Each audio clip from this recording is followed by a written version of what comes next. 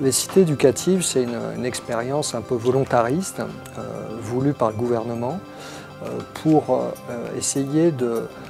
d'organiser des écosystèmes autour de la question de l'enfant et de l'adolescence, c'est-à-dire dans les plus grands quartiers, ceux où il y a le moins de mixité, essayer de faire converger l'ensemble des interventions à caractère éducatif autour de l'école, du collège, du lycée. Donc c'est organiser effectivement la galaxie,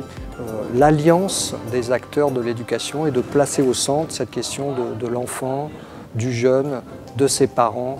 pour mieux coordonner les différentes interventions éducatives. Le système va être piloté, il y aura un monsieur ou une madame cité éducative à qui on pourra s'adresser. Et l'autre originalité forte, c'est qu'on va demander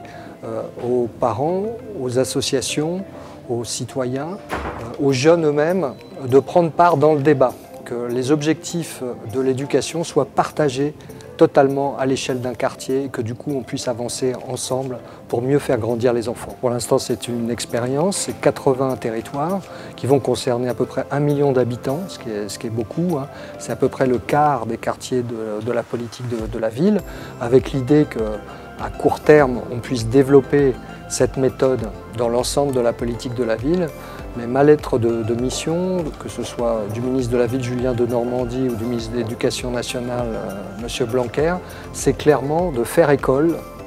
et de permettre à travers d'ailleurs un comité national d'orientation de tirer les leçons qui vont permettre à tous de mieux structurer les interventions dans le cadre de ces écosystèmes éducatifs qui pourraient vivre évidemment dans tous les quartiers de France, mais aussi pourquoi pas demain dans tous les villages et les bourgs de France.